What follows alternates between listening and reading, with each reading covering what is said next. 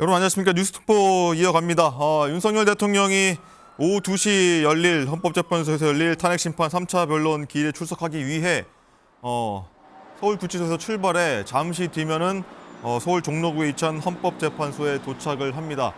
현재 한남대교를 넘어서 한남동에 진입해서 남산터널로 이동하는 걸로 보이고 있습니다.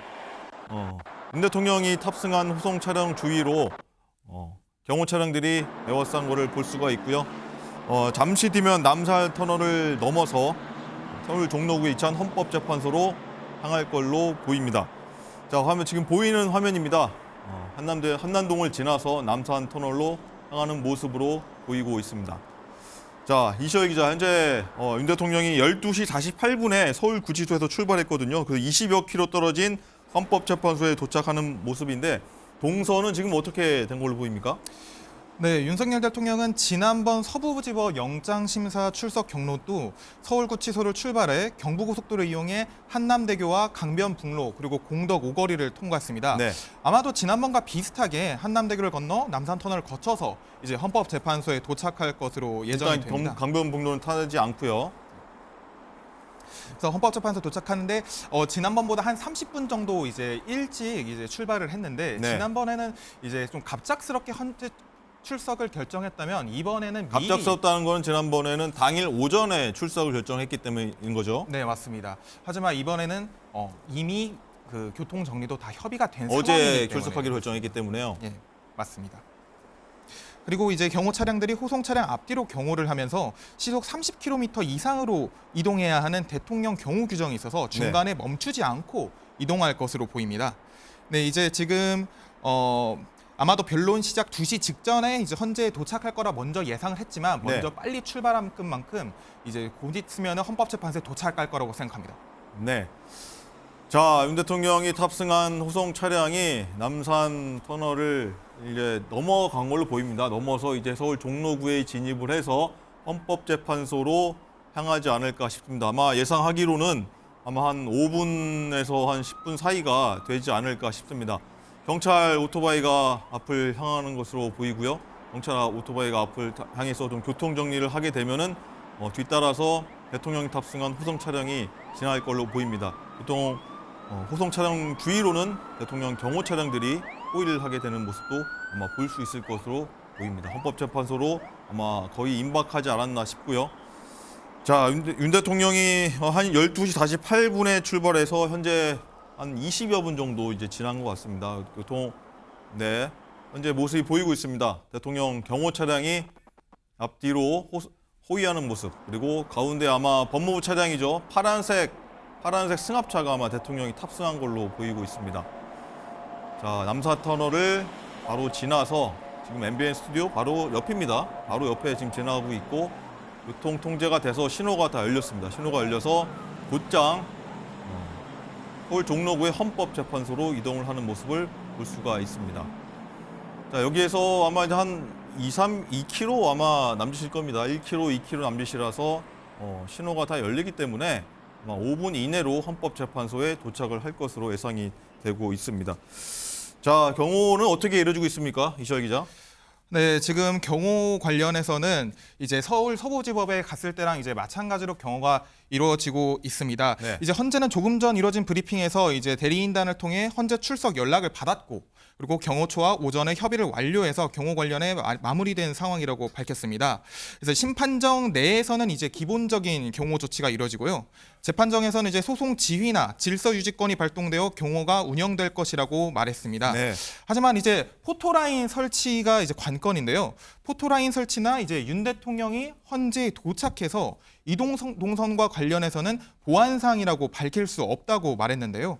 이제 헌재에 이제 도착하고 나서는 아마 지하 주차장으로 들어가는 통로가 있어서 서부지법대와 마찬가지로 지하를 통해 바로 심판정으로 갈 가능성이 높다고 볼 수 있습니다. 네, 지금 보이는 화면은 12시 48분에 서울구치소에서 출발하는 모습, 그리고 지금 모습은 서울 한남대교를 건너서 남산터널 바로 도착하기 직전 모습을 보이고 있습니다. 아마 한 5분 이내입니다. 5분 이내로 헌법재판소에 도착을 할 것 같습니다. 아까 남산터널 지나서 서울 종로로 향했기 때문에 바로 서울 종로구에는 헌법재판소에 곧 도착하지 않을까 싶습니다. 현재 상황, 헌법재판소 상황은 어떻습니까? 지난번 법원에 서부지법에 출석했을 때는 뭐 상당히 많은 좀 난동이 있었지 않습니까? 그래서 많은 좀 소요가 있지 않을까 우려가 되는 상황인데 헌법재판소 현재 분위기는 어떻다고 전해지고 있습니까? 네, 지금 화면에도 나가고 있는데 경찰 차벽들이 쫙 늘어서 있죠. 네. 이제 오늘 이른 아침부터 이 현재 앞은 긴장감이 맴돌고 있었습니다. 이제 현재 앞 도로는 이제 4개 차선 중 2개 차선만 통행이 이루어지고 있는데 지금은 이제 또 막힌 것으로 또 보이고요. 네. 그리고 정문에는 이제 경찰 저지선이 설치됐고 안쪽에는 경찰 버스 3대가 차벽을 이루고 있다고 합니다. 지난 19일 이제 윤 대통령 구속영장 발부에 분노한 지지자들이 서울 서부지법에서 폭력 난동 사태를 일으킨 만큼 경찰은 상황을 예의주시하는 분위기인데요. 네, 경찰 좀 많이 있고 많은 뭐 시민분들도 있는 것으로 보여집니다. 네, 그래서 경찰은 기동대 64개 부대 4천여 명을 지금 현재 헌법재판소 정문과 뒤편 담장 등에 곳곳에 배치한 것으로 알려졌습니다. 네, 지금 경찰 오토바이 2대가 헌법재판소 앞으로 지나갔습니다. 아마 한 1분 이내입니다. 30초 이내로 대통령이 탑승한 호송 차량이 헌법재판소 앞으로 지나갈 것 같습니다. 예, 지금 경호차량, 대통령 경호차량 먼저 도착한 걸로 보이고요. 여러 대가 지금 보이고 있습니다. 바로 곧 이어서 대통령이 탑승한 호송 차량, 법무부 차량이죠. 예. 곧 이어서 도착을 할 것 같습니다. 화면이 조금 끊기는 것 같은데 양해 부탁드리고요. 대통령 경호 차량 탑승 도착. 이제 아마 화면이 좀 많이 끊깁니다. 현장에 많은 분들이 계시기 때문에 좀 그런 것 같은데 양해 부탁드립니다. 예, 지금 호송 차량이 도착을 했습니다. 헌법재판소 안으로 지금 막 진입한 것을 볼 수가 있습니다. 파란색 승합 차량입니다. 네, 이시혁 기자 얘기한 것처럼 바로 지하 공간으로 들어가는군요. 지하 공간 들어가게 되면 또 어떤 모습이 펼쳐질지 궁금한데, 자, 이경민 변호사님, 일단은 헌법재판소에서 지하 공간으로 바로 윤 대통령 탑승한 차량이 바로 들어갔거든요. 네. 그 아래 구조는 어떻고 앞으로 윤 대통령이 그러면 헌법재판소에서 뭐 동선이랄까요? 어떻게 이루어지게 됩니까? 일단은 뭐 지금 현직 대통령이 이렇게 헌재에 출석하는 게 사실 처음이고, 네. 그리고 이제 이 보통의 경우에는 이렇게 구속된 피의자 신분으로서 이렇게 가는 것도 처음이다 보니까 네. 사실 일반 법정에 좀 준해서 좀 말씀을 좀 드려야 될 것 같습니다. 네. 일반 법정에서는 이제 구속된 피고인들이 이렇게 재판을 앞두고 있을 때 이 출석을 해서 보통 이제 본인들끼리 이제 대기할 수 있는 그런 공간에서 이 교도관들과 함께 대기를 하고 있다가 각자 이제 법원으로 이제 이동을 한 후에 그 법원에도 내부적으로 또 따로 공간이 마련돼 있습니다. 거기서 이제 구속되어 있는 사람들은 따로 이제 재판을 준비를 하고 있고요. 그 상태에서 재판이 진행이 되면 네. 이제 순서에 따라서 들어가서 출석을 해서 이제 신문을 진행한다라고 보시면 될 것 같습니다. 자, 현장에서 여러 의견들이 나오고 있는 것 같은데 목소리 한번 들어보도록 하겠습니다. 정력인 파면 선고는 멀지 않았습니다. 피청구인에게는 탄핵 심판정에서 상식적인 수단과 방법으로 자신을 방어할 의사는 보이지 않습니다. 피청구인이 정상적인 법적 수단으로 대응할 수 있는 일은 거의 없다는 반증입니다. 그렇더라도 저희는 한치도 방심하지 않고 피청구인에 대한 신속한 파면 결정을 받아내도록 매 순간 최선을 다하겠습니다. 감사합니다. 윤석열 대통령 출석합니다. 여기 한 말씀 부탁드립니다. 피청구인이 출석하여 자신을 변호하는 발언을 한다는 것은 당연히 인정되는 권리입니다. 저희들도 피청구인이 하는 변론 내용을 충분히 경청할 것입니다. 재판부도 마찬가지일 거라고 생각합니다. 다만 한 가지, 지금까지 저질러온 이 사태에 대해서 아주 깊은 성찰과 최소한의 반성에 뜻이라도 볼 수 있었으면 하는 조그만 기대를 해봅니다.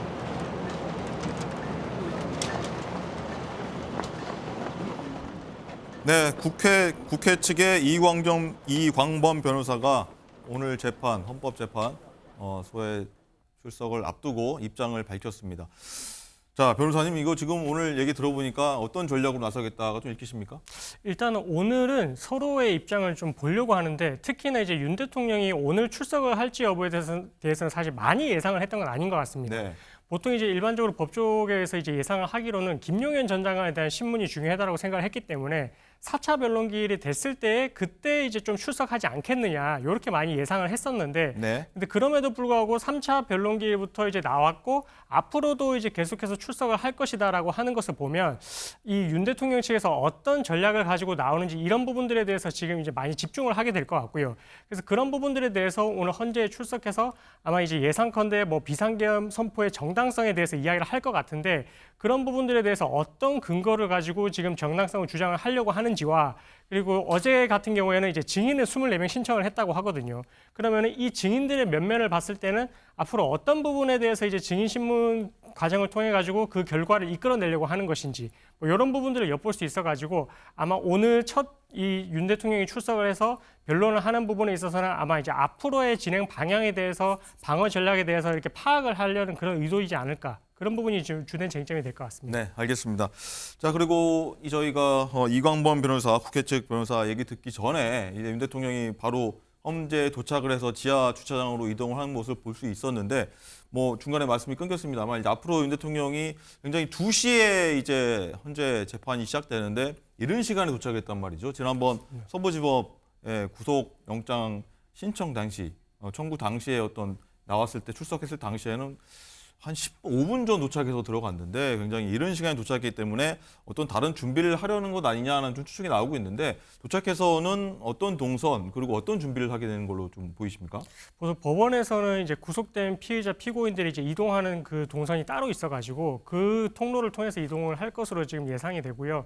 그리고 보통의 경우에는 좀 재판부 재판에 앞서서 조금 미리 준비를 하는 편이긴 합니다. 대기를 하고 있는 편이긴 한데 오늘은 이제 좀 사실 그 보통의 경우에 비하면 조금 더 이르게 이제 뭐 도착을 한 것 같고 네. 그럼 이런 과정이라면 아마 이제 뭐 재판을 앞두고도 변호인하고 이제 본인의 변호인들하고 이제 이야기를 통해서 오늘의 이 진행 과정에 대해서 아마 다시 한번 정리를 해볼 수 있을 것 같습니다. 네, 대통령 측 윤곽근 변호사도 방금 도착했군요. 목소리 들어보시죠. 예? 여기 서시나고요? 그건 안 서시는 걸로 알고 있는데 정확한 건 모르겠습니다. 비상입법기구 만약에 계엄 성공해서 설치됐다면 여기 활동하셨을 거라는 생각도 좀 드는데 어떻게 생각하세요? 비상입법기구가 뭐죠? 비상입법기구 모르시나요? 그게 뭔데요? 네, 김용원 장관이 본인이 썼다고 하던데요. 비상입법기구라는 건 없습니다. 어제 공수처 강제 구인돼서 한 네, 말씀. 끝나고 말씀드릴게요. 오늘 출석하는 이후에는 지지자 결집 의도가 깔려 있는 거 아니냐는 얘기도 나오는. 그 정치적인 질문에 답변하지 않겠습니다. 오늘 변호인 몇 명 나오실까요? 책임감 느끼십니까? 서부지법 활동 관련해서 책임을 느끼십니까? 그거 무슨 이상한 말씀 하지 마세요. 이거 저 헌법재판 관련해서 왔으니까 이따 끝나고 말씀드리겠습니다. 네. 대통령님 의지인지 아니면 설득이 좀 있으셨는지요? 예? 출석은 대통령님 의지인지 아니면 대통령 의지입니다. 네. 먼저 제의를 하셨어요.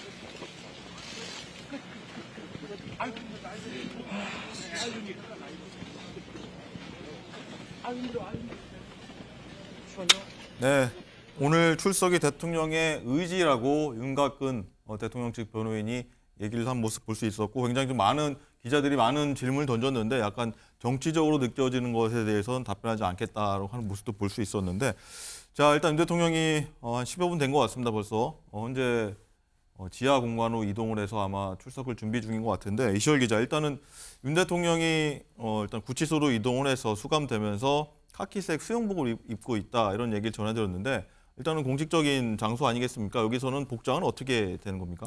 예, 아마 앵커께서 말씀하신 것처럼 수영복을 입고 이미 생활을 하고 있지만 아마 지금 보이진 않아도 재판 출석 시에는 사복 착용도 허용돼 있기 때문에 네. 아마 법원 영장 심사 때처럼 수영복이 아닌 정장을 입고 있을 것으로 보입니다. 네. 또 이제 현직 대통령 신분임을 감안한다면 지난번처럼 이제 포승줄도 차지 않을 가능성이 높은데요. 네. 이제 다만 현재는 오전 브리핑에서 복장에 대한 부분은 교정 당국과 협의할 상황이라면서 답변을 피했습니다. 네, 일단 그런 모습은 나중에 공개되는 화면 보면서 얘기를 할 수 있을 것 같고요.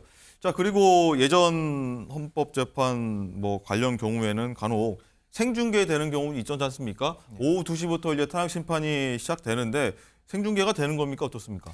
네. 이제 변론기일 같은 경우는 생중계는 되지 않고 이제 변론이 다 끝난 경우에 이제 헌법재판소에서 영상을 이제 제공하게 됩니다. 이제 그렇게 되면 이제 변론기일 동안 어떤 모습들이 나갔는지가 이제 녹화가 돼서 이제 공개가 될 것으로 보입니다. 네. 자, 그리고 변호사님, 일단은 3차 변론기일에 윤 대통령이 출석해서 현직 대통령으로는 사실 처음인데 보통 언제까지가 이어집니까? 가령 오후 2시에 시작한다고 하면은 오후 한 저녁까지 갈 수도 있다고 보는데 몇 시까지 이어질 걸로 보이십니까? 보통의 재판에 있어서는 이제 증인 신문 같은 경우가 시간이 꽤 오래 걸리거든요. 지금도 보면 예상을 하기로는 뭐 재판관들이 이제 한 명당 2시간 정도로 예상을 하고 있는데 네.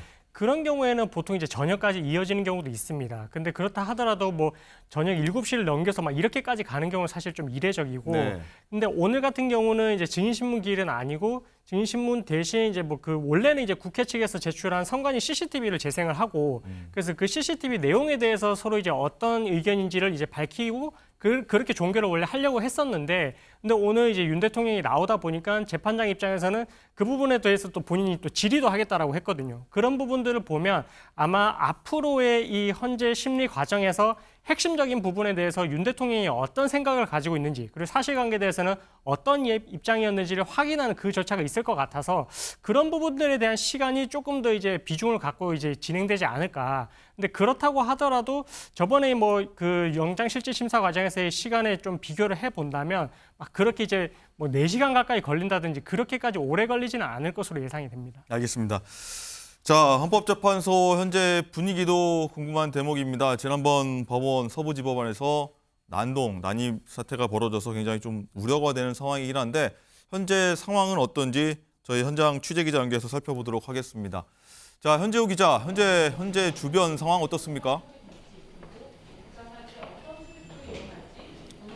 네, 헌법재판소에 나와 있습니다. 네, 현재 분위기 어떻습니까? 주변 상황. 네, 헌법재판소에 나와 있습니다. 윤석열 대통령은 조금 전 낮 1시 10분쯤 이곳에 도착했는데요. 포토라인이 설치되어 있었지만 그곳을 지나지 않고 지하 주차장으로 곧장 들어갔습니다. 탄핵심판 3차 변론기일은 오후 2시부터 시작됩니다.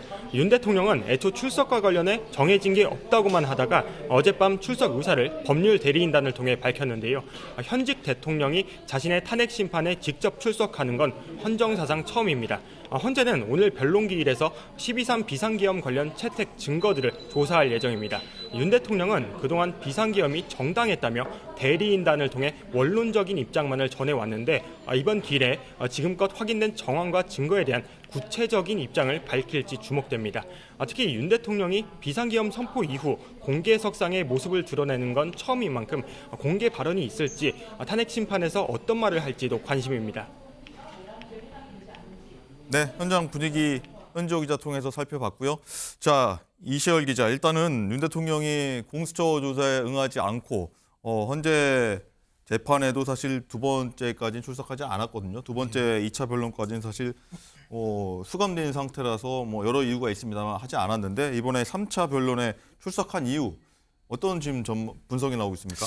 아마 현재 이제 영장이 발부돼서 신병이 구속된 점이 크지 않을까 추측됩니다. 이제 좀 더 적극적으로 이제 입장을 피력해야 할 필요성을 느꼈을 것이라 보고요. 네. 그리고 이제 조금 있으면 이제 설 연휴가 있기 때문에 그 전에 이제 여론을 설득하려는 의도가 있다고도 풀이할 수도 있겠습니다.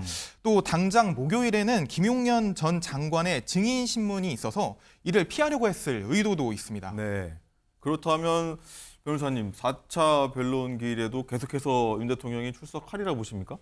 아마 지금 이후로는 이제 입장을 구체적으로 내세울 가능성이 크기 때문에 이후의 재판 과정에서는 본인이 직접 출석해서 또 질문도 할 수가 있거든요. 네. 그럼 그 질문 과정을 통해 가지고 본인이 끌어내려고 하는 또 답변들이 있을 거라서 그리고 이후에 나오는 증인들이 또 중요한 증인이다 보니까 아마 계속해서 좀 출석을 할 가능성이 좀 더 크지 않을까 이렇게 추측이 됩니다. 가령 4차 변론 때는 이제 모레가 되겠죠. 김용현 전 국방부 장관 뭐 주요 임무 종사자 혐의를 받고 있죠. 네. 뭐 윤 대통령이 질의를 하고 김용현 전 장관이 답변을 하는 그런 질의 내용도 있을 수 있다는 말씀이신가요? 그렇습니다. 보통은 이제 변호인이 진행을 하는데 뭐 윤 대통령 측에서 먼저 질문을 하고 그리고 이제 국회 측 변호인들이 이제 또 반대 신문을 하고 이런 과정에서 윤 대통령도 직접적으로 이런 부분들에 대해서 당사자로서 또 물어볼 수도 있는 부분이거든요. 그래서 이제 어쨌든 뭐 본인도 이제 법조인 출신이기도 하니까 네. 아마 이번 신문 과정에서 김용현 전 장관 같은 경우는 특히나 이 중요 임무 종사자라는 신분이기 때문에 네. 어떻게 보면 본인하고의 직접적으로 계속해서 이제 끈을 갖고 갈 수밖에 없는 그런 연결고리가 있는 사람이라서 이번 기일에서의 나오는 신문 내용들이 너무나 중요할 것이고요. 그리고 이후에 줄줄이 뭐 군수 내부의 그런 뭐 증인들이라든지 아니면 경찰청장이라든지 이런 사람들에 대한 진술까지도 어느 정도 이제 이후의 진술 과정에서 또 영향을 줄 수도 있는 부분이라서 아마 이 중요한 내용들에 대한 신문은 직접적으로 진행할 가능성이 있지 않을까 이렇게 추측이 됩니다. 네. 가령 최근에 좀 논란이 됐던 게 윤 대통령이 계엄 직전에 뭐 쪽지를 건넸다, 아니다. 이 부분을 두고서 윤 대통령이 지난 법원에 출석해서 일단은 영장 판사가 얘기 물어봤을 때 가물가물하다, 기억이 안 난다. 이런 부분에 대해서 또 공방이 벌어질 수 있는데 윤 대통령이 직접 김영현 전 장관에게 그런 것을 내가 한 게 맞느냐 아니냐라고 서로 주고받을 수 있다는 말씀이신 거죠? 그렇습니다. 이 지금 뭐 이후에 나온 내용은 뭐 김용현 장관 측에서 이제 그거를 작성을 한 것이다 이렇게 이야기를 하기는 했지만 네. 어쨌든 그 전에 이제 영장실질심사 과정에서는 윤 대통령이 본인이 작성을 한 것인지 아니면 그게 뭐 김용현 전 장관이 작성을 한 것인지 정확히 기억이 안 난다. 약간 얼버무리듯이 그렇게 진술했던 부분들도 이 영장실질심사 과정에서 범죄 혐의가 소명되는지 여부를 판단할 때 있어서 조금 작용을 했었던 걸로 또 생각을 할 수가 있는 부분인 것 같고요. 네. 그리고 어쨌든 이후에 이 중요 임무 종사자의 신분에서 이후에 지시를 하고 이런 부분들에 대해서는 이제 어떻게 윤 대통령이 또 이제 그런 이야기를 했는지 여부에 대해서도 아마 계속해서 이제 신문 과정에서 쟁점이 될 것으로 보입니다. 그렇군요.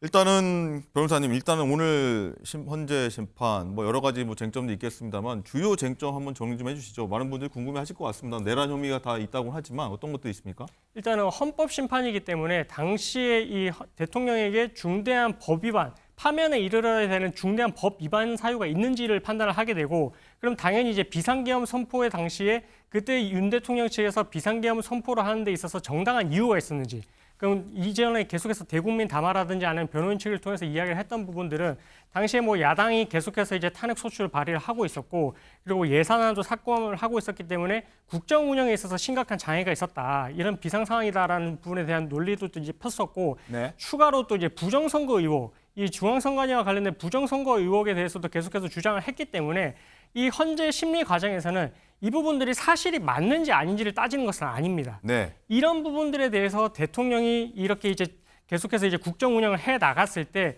본인들이 그 관련 자료들을 수집을 해서 아니면 확인을 했던 내용들이 정말로 이렇게 비상계엄을 선포를 할 정도로 그때 당시에 국가 비상사태라고 볼 수 있는 그런 것들을 믿을 수 있는 그런 객관적인 자료들이 있었는지 그런 자료들이 있었고 정말 비상계엄 선포 말고는 다른 조치가 없었다라는 부분이 만약에 근거로서 받아들여지게 된다면 이렇게 파면에 이르는 중대한 법 위반이 아니라고 볼 것이고 근데 그것이 아니라 뭐 이런 이후 이외에도 다른 절차를 통해 가지고 이런 부분들을 이제 개선을 할 수 있는 여지가 있었다. 아니면 비상계엄 선포를 주장하는 그 근거 자료들이 사실 신빙성이 없다라고 하게 되면 이렇게 이제 비상계엄 선포를 정당화할 수가 없기 때문에 그러면 이렇게 이제 중대한 법 위반이 있었다라고 봐가지고 자연스럽게 파면으로 이어지는 그런 결과가 될 것 같습니다. 네. 아마 많은 분들이 궁금하실 부분 중에 하나가 말씀하신 것 중에 부정선거 관련 의혹인데 잠깐 설명해 주셨습니다만은 부정선거 관련해서 어떤 것들을 신청해서 어떤 것들을 증거를 수집하게 되는지 그 부분도 좀 많은 분들이 궁금할 것 같은데 좀 자세히 설명 좀 부탁드립니다. 네, 일단은 그 증인 신청을 어제 24명 이상을 했는데 그 중에 이제 보면은 조태용 국정원장이 있었고 그리고 선관위 관계자 이렇게 해서 지금 선관위 관계자 같은 경우는 사실 인적사항도 특정이 안 된 상황이거든요. 네. 그렇게 해서 아마 선거 진행 과정에 있어가지고 그런 부분들에 대해서 이제 확인을 하는 증인 신문 절차 그렇게 이제 이루어질 것 같고요. 추가로 이제 또 인증 등본 송부 촉탁 그리고 사실조회 신청을 했는데 특히나 이제 뭐 대통령실에서 당시에 뭐 각 중앙선관위 대상으로 진행을 했던 뭐 보안 점검 관련 문서에 대해서도 재판부에 제출을 해달라 이렇게 요청을 할 것이고 그리고 2020년 총선 직후에 선거관리위원 명단을 또 확인을 하고자 또 이제 사실조회를 신청을 했고요. 그리고 선거연수원에 체류하고 있는 중국 국적의 사무원 명단까지 해서 본인이 이거에 대해서 이제 왜 부정선거라고 그런 의혹이 있는지 여부를 그렇게 판단을 했는지 네. 그 근거 자료들에 대해서 아마 재판부에 제출을 해달라고 해서 아마 확인을 하고 이 부분이 신빙성이 있는지 여부를 따지게 될 것 같습니다. 네. 지금 자막에 보시면 대통령 측이 조금 전 끝나고 이 재판이 다 끝나고 4차 변론이 끝나고 추가로 입장을 발표하겠다 짤막하게 얘기하고 임각근 변호사가 들어간 걸 볼 수 있었는데 이전에 저희가 들어봤습니다만 국회 측의 이광범 변호사가 얘기한 부분이 있는데 아마 오늘 재판에서 뭐 양측의 공방이 이어질 걸로 보이는데 일단 이시혁 기자, 일단 국회 측에서는 뭐 어떻게 전략적으로 임하겠다라고 얘기를 했죠? 네, 일단 국회 측에서 말한 거는 일단 윤 대통령이 계엄을 선포함으로써 이제 일관된 사법 시스템 부정이 충격적인 폭동 사태로 이어졌다며 신속한 탄핵 심판을 통한 대통령의 파면이 이제 필요하다고 이제 신속한 파면을 이제 말했습니다. 이제 그리고 이광범 변호사 전에 이제 김희수 변호사가 이제 윤 대통령이 새해 첫날 시위대를 향해 여러분과 끝까지 싸우겠다 메시지를 낸 이래 일관되게 사법 시스템을 부정하고 있다고 말했는데요. 이제 자신을 지지하는 세력을 애국 시민이라며 이제 선동성을 더해가고 있다고, 대통령의 일관된 사법 시스템 부정 행위가 결국 서울 서부지법에 일어난 이런 폭동으로 이어졌다고 주장을 했습니다. 이제 이광범 변호사도 이제 피청구인이 사법 체계를 부인하고 요새화된 관저에 피신해 있다가 체포 구속되는 순간에도 영상과 자필 메시지로 지지자를 부추겼다며 네. 이제 똑같이 말을 하고 있는 상황입니다. 이제 억지로라도 이제 판을 뒤집어 보겠다는 이제 미몽이자 탄핵 심판을 무력화하고자 하고 하는 억지라며 이제 본인 국회 측은 이제 한치도 방심하지 않고 신속한 파면 결정을 받아내도록 최선을 다하겠다고 이렇게 네. 밝혔습니다. 자, 윤 대통령 총을 이제 끝나고 입장을 발표하겠다는 말을 했고요. 앞서서는 선거 부실 관리로 민주주의 위기가 왔다. 이런 얘기까지 주장을 한 바 있습니다. 자, 변호사님, 일단은 윤 대통령이 4차 변론 기일 만에 출석을 한 부분, 지금까지 상황이 불리하게 전개되어 왔다고 느낀 건지, 혹은 앞으로 얘기해서 적극적으로 변론을 해서 유리하게 좀 끌고 가려는 건지 많은 부분이 좀 분석이 나오겠는데 어떤 이유라고 보십니까? 조심스럽기는 하지만 이전에는 사실 본인이 이제 체포영장이 집행되고 이랬던 부분들에 대해서 계속해서 이제 신변이라든지 이런 경호 문제도 이제 우려가 있다라고 주장을 했었는데, 일단 구속영장이 발부가 되면서 어쨌든 구속이 된 상황이기 때문에 그런 부분들에 대한 우려는 이미 좀 차치를 해버린 것 같고요. 그리고 이후에 지금 진행 과정을 보면 어쨌든 윤 대통령이 출석을 한다든지 아니면 적극적으로 어떤 변호의 방향으로 가는지에 따라서 사실 조심스럽지만 이제 지지율에 대해서도 또 영향을 또 주는 그런 이제 흐름이 있었거든요. 네. 그래서 최근에는 조금 보면은 이제 국민의힘이 지지율이 민주당을 또 역전을 해서 이제 이렇게 올라가는 그런 모습도 있다 보니까 아마 본인의 이런 행동 하나하나가 어떤 메시지를 준다라고 생각을 할 수도 있을 것 같고, 정치적인 의미도 이제 가진다라고 생각을 하는 것 같고요. 그리고 본인이 계속해서 주장을 해왔던 게 내란죄 형사사건 재판 결과보다는 그 이전에 이 대통령 파면 여부가 갈려있는 이 헌재 심판에 주력을 하겠다라는 입장을 피력을 해왔었거든요. 그럼 그 연장선 상에서 보면 당연히 지금의 이 진행되고 있는 이 과정에 집중을 할 것 같고, 그러면 이후에 지금 3차 변론 기일에 나왔으니 앞으로의 기일에서 증인신문 과정, 그다음에 사실조회 신청을 통해서 나온 그런 자료들에 대해서는 어떻게 판단을 하게 됐는지, 그런 부분들에 대해서 소상히 조금 재판부에 밝히는 쪽으로 아마 진행이 될 것 같습니다. 네. 자, 그리고 이시혁 기자가 조금 전에 설명했습니다마는 이번 재판이 생중계는 되지 않고 재판이 다 끝난 다음에 필요에 따라서 영상을 공개하면 그 이후에 저희가 영상 어떤 말들이 오갔는지 어떤 모습이었는지 아마 확인할 수 있을 것 같은데, 일단 변호사님 또 하나 궁금한 게, 그러면 2시부터 시작될 4차 변론 기일 재판에서 어떻게 이루어지게 됩니까? 많은 분들이 아마 헌법재판이라고 하면 되게 궁금해하거든요. 어떤 절차로 어떻게 시작해서 어떻게 끝이 나게 되는지 절차 좀 설명해 주시죠. 네, 헌법재판소법에서는 이제 이 탄핵 심판 절차는 형사소송 절차에 준용을 한다라고 하고 있습니다. 네. 그렇기 때문에 형사재판 절차와 비슷하게 진행이 된다라고 생각을 하시면 될 것 같고요. 그래서 이전에 이제 변론 준비 기일에서는 앞으로 쟁점이 뭐가 되는지, 그리고 어떤 증거를 신청을 할 것인지 이런 부분을 정리를 했다면, 변론 기일에서는 변론 준비 기일에서 그렇게 정리를 했던 내용들에 대해서 사실관계를 확인하는 증거조사가 진행이 됩니다.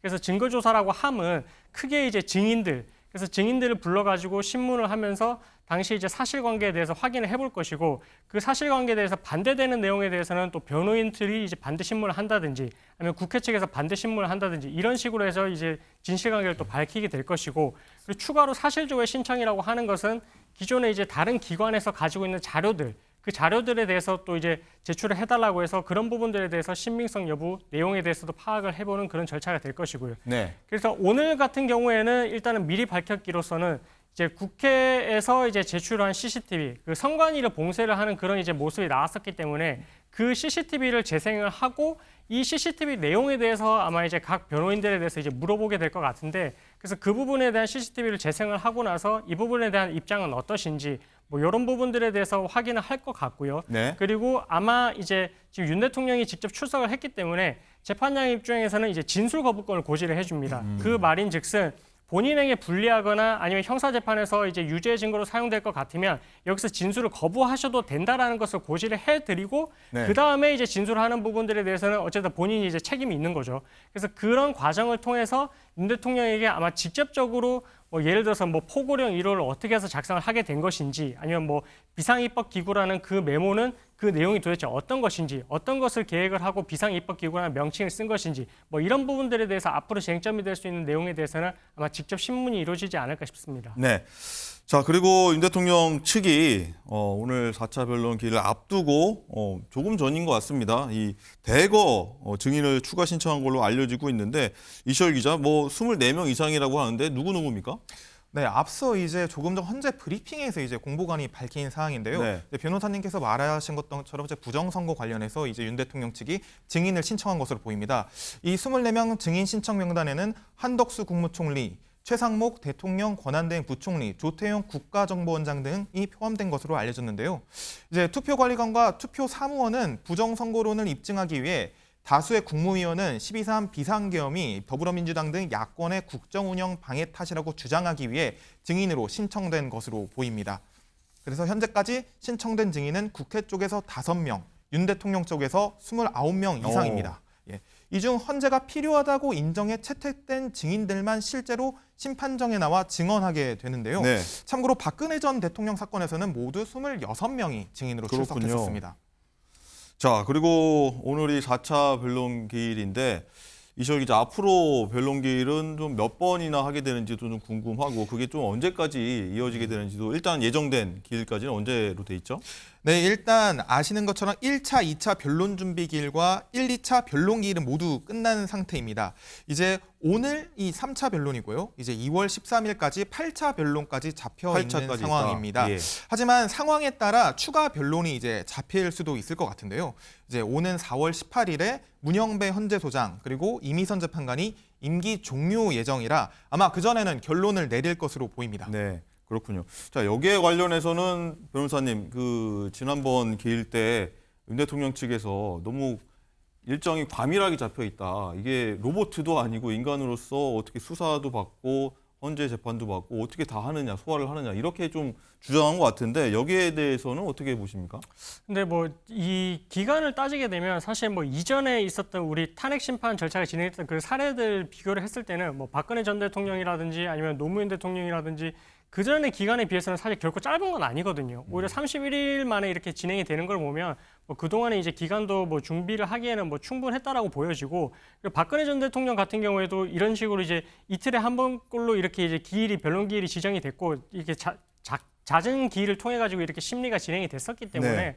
사실 뭐 이후에 지금 진행을 하는 부분에 있어서도 뭐 그렇게 문제는 되지는 않을 것으로 보이고요. 무엇보다 사실 지금 이 사건, 지금 우리 현직 대통령이 지금 구속이 돼서 이 탄핵 심판, 탄핵 소추까지 안이 가결된 지금 상황이라고 하면은 어떻게 보면 국정 질서가 지금 혼란스러운 상황이고, 이런 부분들을 정상화시키는 것이 또 주된 또 목적이다라고 볼 수도 있을 것 같습니다. 그런 이제 취지에 따르게 된다면 빠르게 진행을 하는 것이 맞다라고 보여지고요. 그래서 그런 부분들에 대해서는 윤 대통령 측 입장에서도 뭐 마냥 빠르다라고 주장을 할 것이 아니라 앞으로의 그 절차에 맞춰가지고 뭐 적극적으로 방어권을 행사하는 그런 모습으로 가야 될 것 같습니다. 네, 일단 8차 변론 기일까지 잡혀 있고 추가로 잡힐 수도 있다는 이시열 기자가 설명을 했는데, 뭐 아까 변호사님께서 말씀하시기로는 진술 거부권도 분명히 재판정이 재판 앞서서 고지할 거다, 이런 말씀해 주셨는데, 그렇다면 윤 대통령이 앞으로도 뭐 4차, 5차 계속해서 나와서 입장을 적극적으로 변호할 걸로 보십니까? 아니면 중간중간 뭐 불출석하거나 이럴 수도 있다고 보십니까?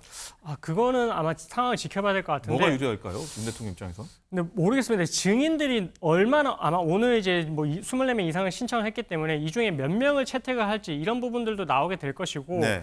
그리고 뒤에 지금 진행되는 과정에 있어서도 계속 이제 뭐 어떻게 보면 윤 대통령 측에서 이제 중요한 증인이다라고 판단을 하면 아마 같이 이제 출석을 해서 이제 진행을 하는 쪽으로 될 것 같은데, 아마 뭐 그 사이에 조금 뭐 판단을 해봤을 때 상대적으로 뭐 국회 측 증인이고 뭐 이 부분에 있어서는 뭐 출석을 할 필요까지는 없다라고 판단하면은 뭐 중간 정도는 이제 뭐 출석을 안 할 수도 있겠지만 하지만 중요한 것은 아마 이후에 이 변론기일이 진행이 되면서 거의 최종 마무리되는 단계로 갔을 때에는 네. 이전에 나왔던 그런 이제 아마 신문에 대한 내용들이 있을 것입니다. 그래서 뭐 예를 들어 김용현 전 장관부터 시작해서 지금 뭐 국무위원들도 이제 신청을 해놨다라고 하는데 그 사람들의 진술 내용이 나왔을 때 만약에 조금 그 진술 내용이 불명확한 부분이 있다든지 아니면 본인한테 좀 불리하게 해석이 될 여지가 있는 부분들은 아마 종합해서 마지막 본인이 이런 부분들에 대해서는 이런 의미였다.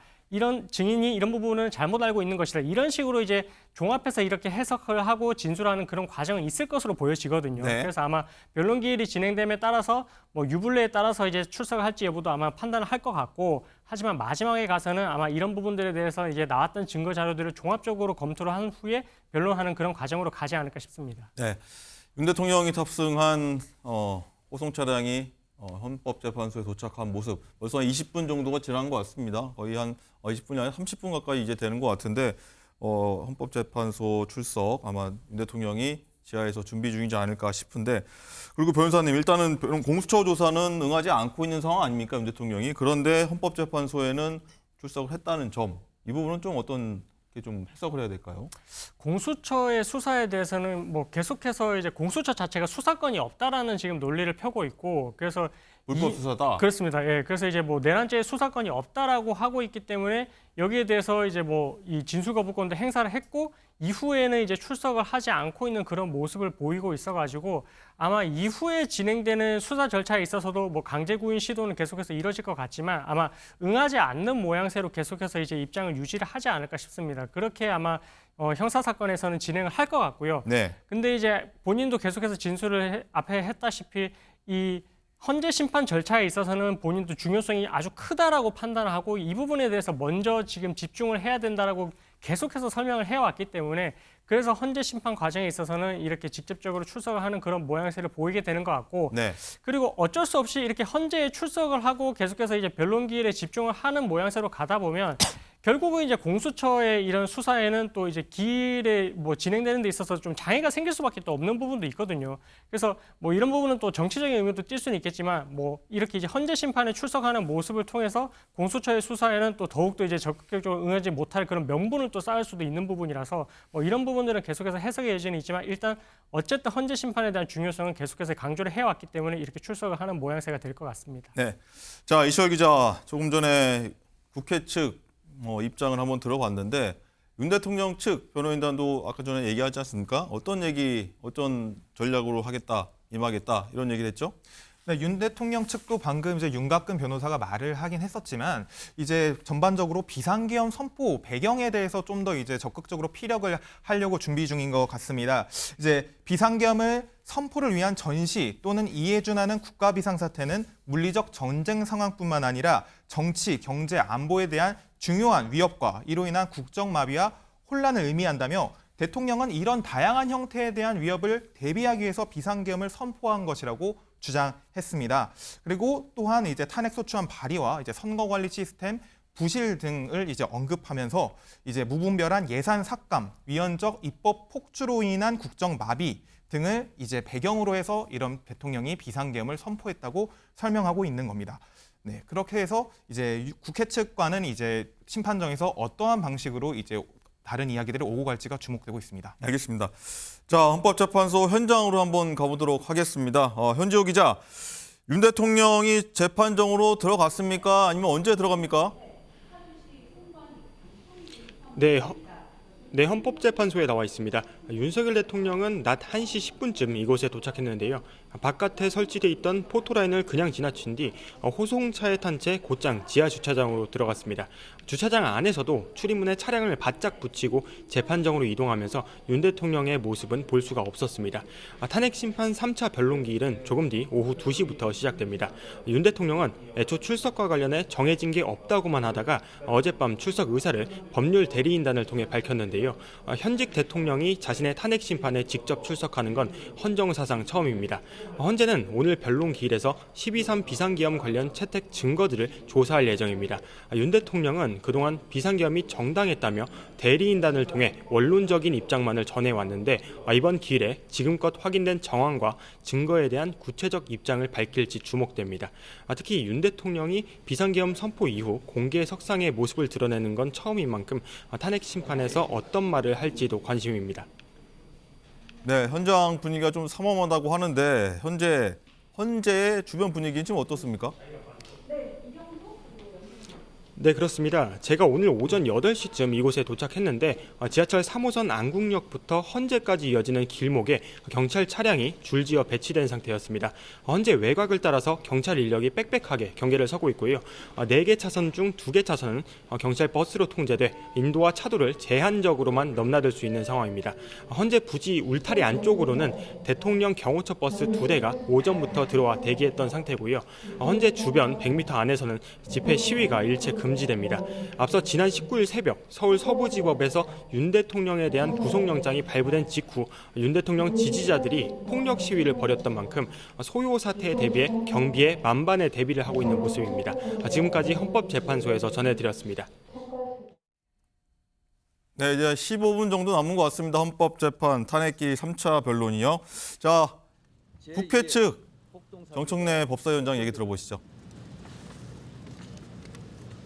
헌법재판소도 위험합니다. 헌법재판소도 폭동의 표적이 될지 모른다는 불안감이 많습니다. 헌법재판소에 대한 경계 강화를 부탁드립니다. 대한민국의 정상화를 위하여 헌재에서 신속하게 윤석열을 파면해야 합니다. 윤석열을 파면해서 사법체계, 헌정 질서를 바로 세워야 합니다. 내란과 폭동이 이 땅에서 발붙이지 못하도록 헌재에서 신속한 파면을 기대하고 촉구합니다. 국회 소추위원으로서 최선을 다하겠습니다. 오늘 윤석열 대통령 출석하는 거에 대해 한 말씀 부탁드릴게요. 사람 위에 법 없고 사람 아래, 다시 하겠습니다. 법 위에 사람 없고 법 아래 사람도 없습니다. 법 절차에 맞게 합법적으로 진술하고 법을 준수했으면 좋겠습니다. 대한민국은 누구라도 법을 지켜야 합니다. 법 위에 군림하는 왕의 나라가 아닙니다. 대한민국은 민주공화국입니다. 법 준수를 잘 해주셨으면 좋겠고, 차제에 한마디 더 드린다면 지금까지 내란 사태를 저지른 것에 대해서 반성과 성찰 그리고 대국민 사과를 기대합니다.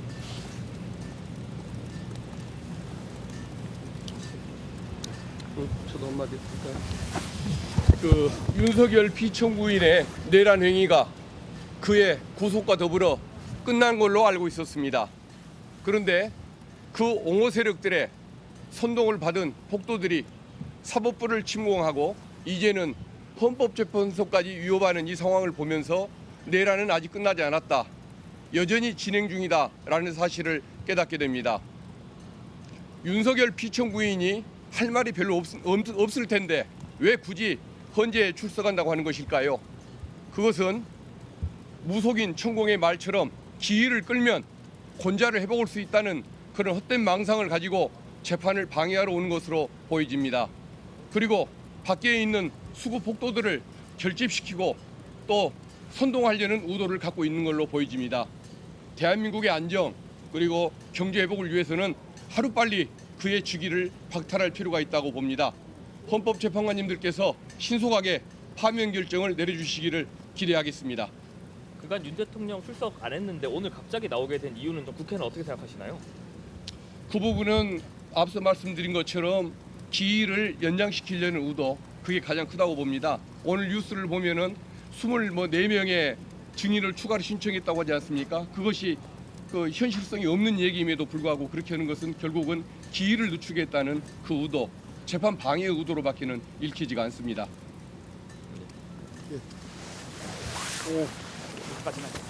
내란 발생 47일 만에 내란 수괴 윤석열이 구속됐습니다. 내란으로 불멸의 밤을 세우던 국민들의 승리입니다. 윤석열은 체포 전에 10쪽짜리 손편지를 냈습니다. 그 손편지의 내용은 크게 4가지입니다. 첫째는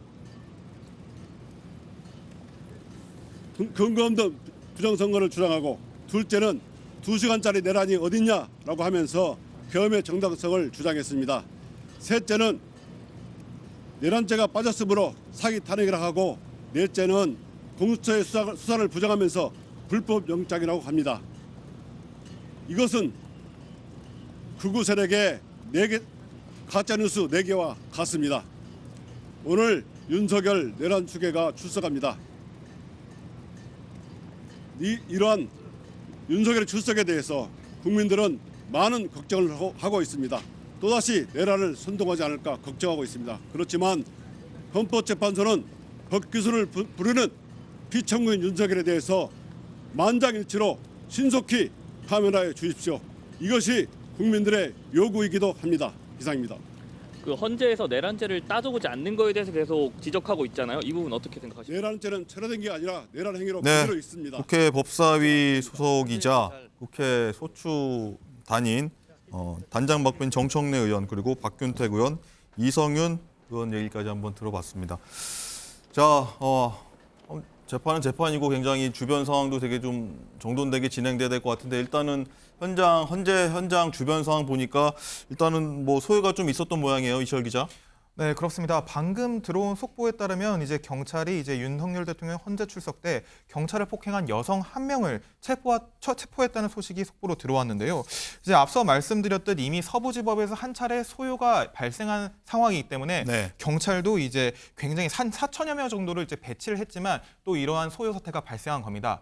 오늘 이제 한 약 3시간에서 4시간에 걸친 변론 길이 끝나고 날 때까지 또 지지자들이 결집할 것으로 보이는데요. 네. 그때도 아마 더 큰 소요 사태가 날 수도 있을 것 같은데 네. 그때를 대비해서라도 경찰들도 계속 이제 더 대비책을 세울 것 같습니다. 이제 한 언제가 될지 모르겠습니다만 오후 2시에 재판이 시작되고 나면은 아까 변호사님 말씀대로 아마 오후 6시 전후로 해서 아마 끝날 수 있다, 가능성이 높다라고 말씀하셨는데, 그 이후가 되면은 또 지지자들이 또 모여서 또 여러 가지 좀 안 좋은 상황이 벌어질 수 있을 것 같아서 경찰의 어떤 대비도 궁금하거든요. 네, 그렇습니다. 경찰은 이미 아까 말씀드렸듯 서부지법에서 나왔던 폭동 사태와 관련해 많은 대비책을 세웠는데요.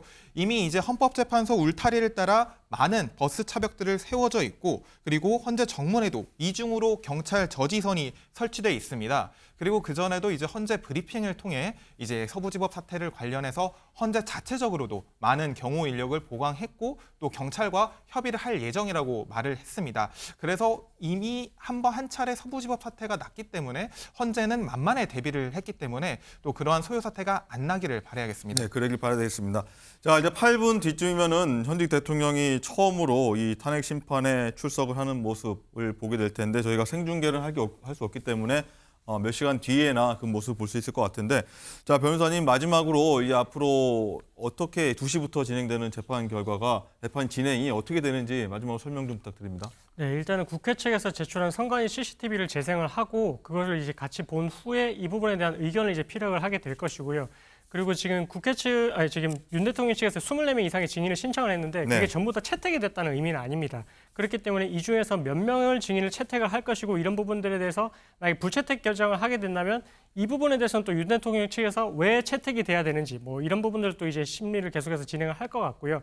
그리고 마지막으로 아마 이 재판부에서도 그렇고 윤 대통령 측에서 이 비상계엄 선포의 정당성에 대해서 이제 어떤 근거가 있었기 때문에 본인이 이렇게 비상계엄 선포를 할 수밖에 없었다라는 그런 이제 만약에 이야기를 하게 된다면 그 부분에 대해서는 재판장이 구체적으로 그러면 이런 부분들에 대해서는 왜 그렇게 판단하셨나, 네. 이렇게 이제 질문이 들어갈 수가 있어가지고 아마 그런 내용으로 오늘은 아마 신문이 이루어지지 않을까 싶습니다. 알겠습니다. 자, 오후 2시니까 아마 7분 뒤쯤부터는 이제 재판이 시작이 될 것 같습니다. 자, 차분하게 지켜보도록 하겠고요. 다음 뉴스에 더 자세한 내용은 전해드리도록 하겠습니다. 뉴스토퍼 여기서 마치도록 하겠습니다. 고맙습니다.